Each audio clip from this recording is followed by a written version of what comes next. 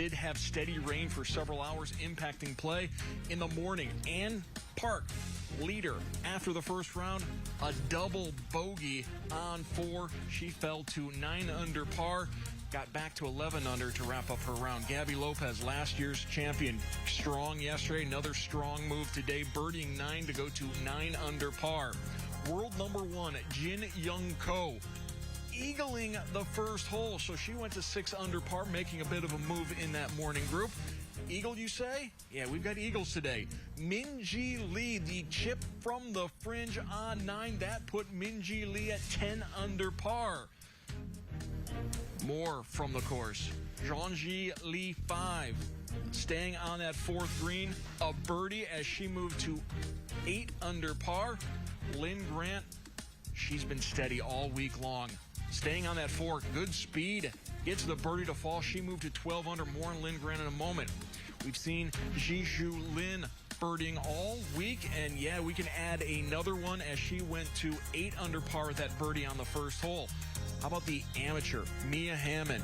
Not feeling the pressure. Birdies 9, so she's at 8 under par at this point. We've also seen quite a bit from Arya Jutnagarn. On the second hole, gets the birdie to fall. That's not Jutnagarn. But then we've got Maria. Here's Jutnagarn here on at 2. So the birdie from her, she moved to 9 under par. More action from the morning groups. Maria Fassi, another birdie would fall. But then at 127, the rain, which had been steadily falling all morning long, started to pick up. They tried to squeegee off the greens. More hard stuff was coming, and that is when the sirens blared, and we went into a rain delay as we welcome in Claire Batista from the Claire Batista Academy. And Claire, it ended up being about a 4-hour rain delay. You've got that much time. Right. The good news was the players, not only did they have a chance to come in and change clothes, some of them even went back to their hotels and rested a little bit before they came back out. Right. Once they realized it was going to be a couple hours, I think the people that live or were staying close to the golf course went home, dried their clothes, got some lunch, just kind of hung out, relaxed a little bit, and then got the text to get back here, and I think they started again at 5:15. Yeah, it was about a 3-hour and 45-minute rain delay.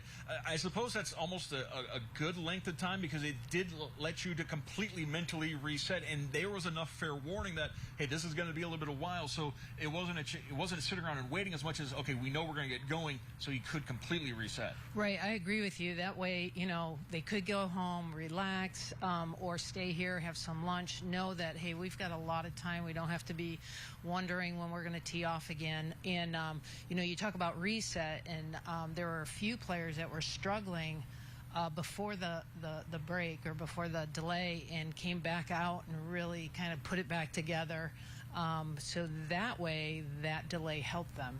Speaking of coming back after the delay, more golf around 5:15. They restarted everything. Players picking up from where they were when the rain started as they got back out onto the course. And, of course, Stacy Lewis back in Toledo playing the course that she has played so many times.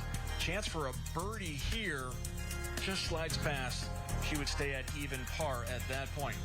Allison Corpuz, U.S. Women's Open champion, made a big move yesterday, playing in the final group today. Perfect read on those soft greens as she would move to 8 under par. Pornag Patlam on 14. 14 looks a bit different this year, but it's still scoring well. Nearly an ace as she would move to 7 under par with the easy tap-in. Se Young Kim, former champion here out at Dana Open. Another eagle for S.Y. Kim as she moved to 8 under par with that shot. Annie Park, one of those players that reset, came back out, a birdie here on 9 to get to 10 under par. Corpus, it's amazing what she is doing this week, considering how little sleep she got this weekend after winning out at Pebble Beach. Misses the eagle attempt, but gets the birdie as she moved to 10 under par. Finishes, she's still out on the course. She's at 12 under par. Another big move today from Stephanie Kirikow as she got to 9 under. And then Linn Grant is the story of the day. For a while, she was flirting with 59. She ended up bogeying 16, her first bogey of the round premiership. She wasn't quite immune to bogeys, and then birdied 17 at 18 under par as she is finishing up her round, and she is the leader going into the third round. She's going to have at least a 4-stroke lead on Curacao. What Linn Grant's been doing has been amazing. We've heard about her for the last several years. She's been over on the European Tour. Chance for her first LPGA victory. She's got 5 wins over on the European Tour, 5 more wins on some minor league tours.